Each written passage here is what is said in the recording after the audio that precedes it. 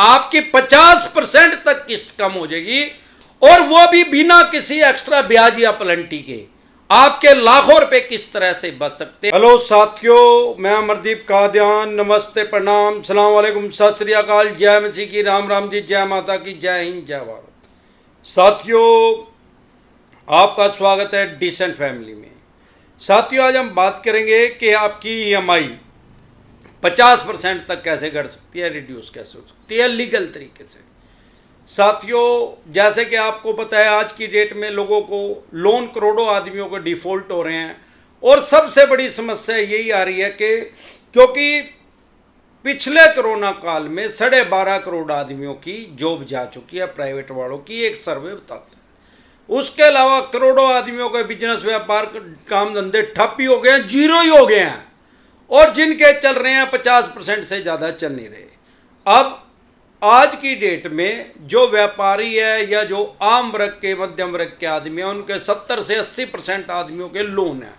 किसी के छोटे हैं, किसी के बड़े हैं। अब जो प्राइवेट जॉब कर रहे थे, जिनकी जॉब आज की डेट में लगी भी हुई है, दूसरे कोरोना काल में तो बिल्कुल ही टूट गया, लोगों की फाइनेंशियल डेथ होने की कगार पे आ गई है। अब जिनकी लगी हुई हुई है जॉब, वे भी 30, 40, 50% पे कार्य कर रहे हैं। मतलब ज़्यादातर 5% ऐसे में आदमी होंगे जो जॉब कर रहे हैं, प्राइवेट जॉब कर रहे हैं, और पिछला कोरोना काल आने से पहले जितनी उनको सैलरी मिल रही थी, आज भी उतनी मिल रही है। नहीं तो 95% आदमी ऐसे हैं जो मैक्सिमम 50% पे वही काम कर रहे हैं जो 1 मार्च 2020 से पहले कर रहे थे। कोरोना आने से पहले जो काम वो कर रहे थे, वही काम आज भी कर रहे हैं, लेकिन 50% सैलरी है। क्या कारण है भाई? जहां वो काम कर रहे हैं, स्कूल में काम कर रहे हैं, किसी कोचिंग क्लासेस में काम कर रहे हैं, किसी फैक्ट्री कारखाने में कर रहे हैं, किसी शोरूम में कर रहे हैं, उसकी अपनी से इनकम नहीं हो रही, उसकी अपनी 50% इनकम रह रही है, क्योंकि 5% ही काम ऐसे हैं जो कोरोना आने से पहले जितना उनका काम था उतना आज चल रहा है। 95% व्यापारी भी गलत में चले गए हैं। उन व्यापारियों से अपनी किस्तें नहीं दी जा रही, तो स्वाभाविक बात है कि वो अपनी लेबर के उसमें कटौती करें। और जो प्राइवेट जॉब कर रहे हैं, वो आदमी ये भी सोचते हैं, यार मैं ये जॉब छोड़ दूं तो दूसरी जगह भी मैक्सिमम 50% ही मिलेंगे, क्योंकि सारे देश में लगभग रिवाज ही चल गया। और दूसरी जगह मिलेगी ना मिलेगी, दूसरा काम मुझे आएगा नहीं आएगा, ये तो काम मैं पिछले 15-20 साल से कर रहा हूं, तो मेरे को आता है, और इस मालिक के साथ तो मेरी बनी हुई हुई है, तो स्वाभाविक बात है कि उसी के साथ जुड़ा रहना चाहता है। अब दिक्कत सबसे बड़ी कहां आ रही है, जो मैं समझता हूं, भाई इनकम तो होगी 50% और किस्त है 100% ही। भाई जितना लोन लिया था कोरोना से पहले, जो किस्त हमने बनवाई थी, अपने बजट के हिसाब से ही बनवाई थी ना भाई, इतने में मैं इसको इजिली पे कर दूंगा, क्योंकि जो मध्यम वर्गीय परिवार के आदमी हैं वो पहले ही पूरे होते हैं, अपना पूरा उनका काम चला रहता है एक बजट के हिसाब से। भाई मेरी इतनी अर्निंग है, मेरी 30,000 रुपये है, मेरी 25,000 रुपये, और मैं अपनी किस्त अगर 12,000 रुपये करवा लूँ तो मैं इसको इजिली दे पाऊंगा।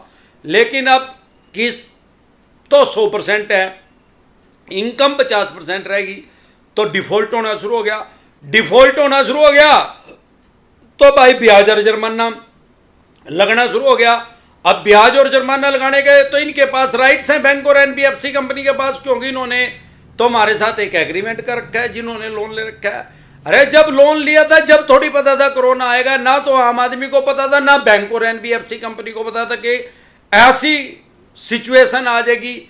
तो ये तो नेशनल डिजास्टर एक्ट के अंदर कंसीडर होना चाहिए। वैसे तो ये तो प्राकृतिक आपदा है, और नेशनल के या तो इंटरनेशनल है यार, सारी दुनिया के अंदर है।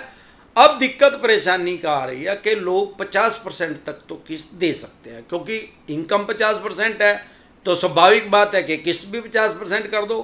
पर बैंक या NBFC कंपनी इसको मान नहीं रहे, क्योंकि वो तो कहें भाई हमने तो तेरी किस्त 25,000 रुपये करी थी, हमें तो 25,000 रुपये चाहिए।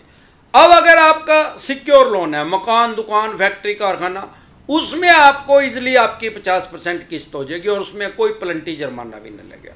क्या कारण है भाई साहब? अगर आपने आज से 8-10 साल पहले लोन लिया, तो उस टाइम तो होम लोन भी 15-16% पे मिलता था, और लैब 20% तक भी देते थे।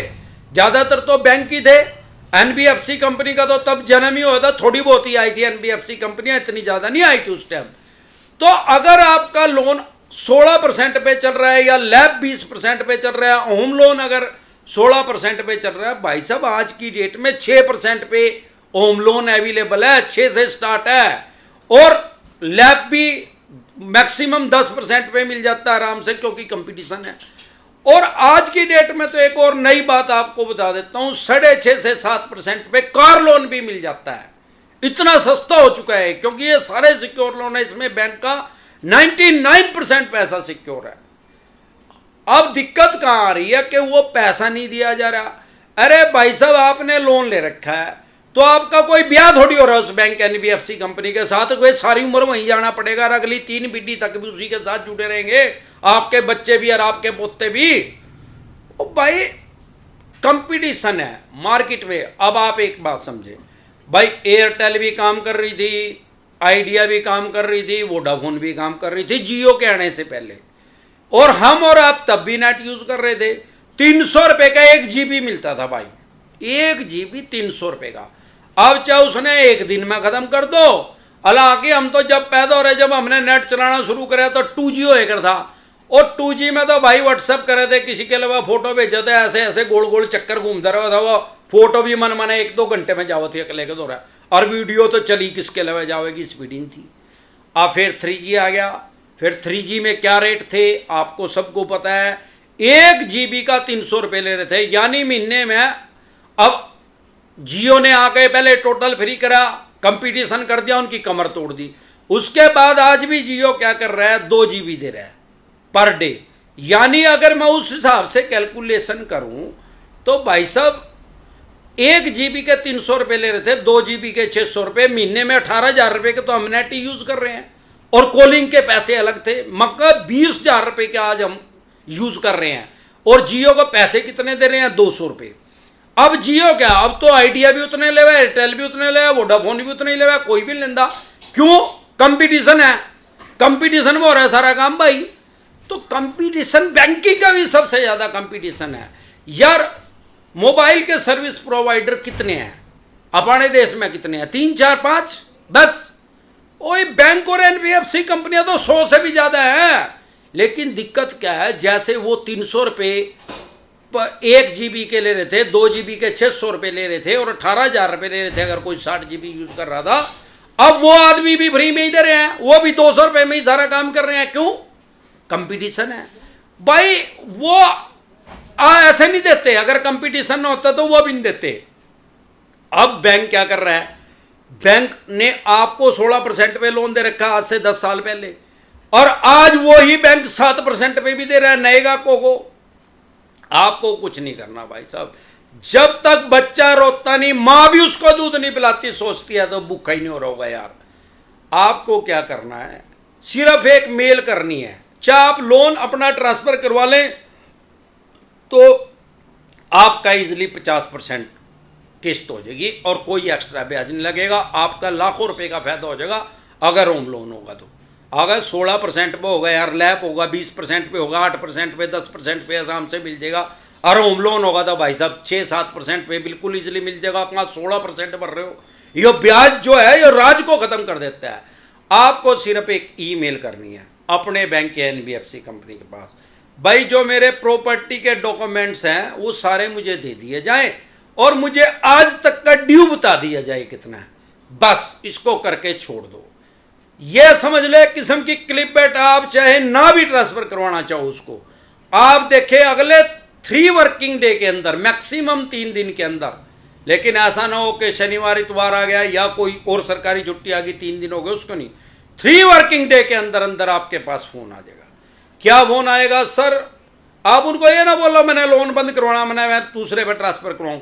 भाई जैसे नंबर पोर्टेबिलिटी है, भाई हम जियो का ले हुए, वोडाफोन का ले हुए, एयरटेल का ले हुए, नंबर मारा ही रहेगा, ट्रांसफर हो जाएगा, कोई दिक्कत नहीं है। ऐसे ही लोन पोर्टेबिलिटी भी है, लोगों में अवेयरनेस नहीं है, जागरूकता नहीं है, या लोग सोचते हैं चल यार चल रहा है, चाहे आपसे किस्त भी दी जा रही है, भाई साहब आपका पैसा बच रहा है, फ्री में बच रहा है कंपटीशन की वजह से।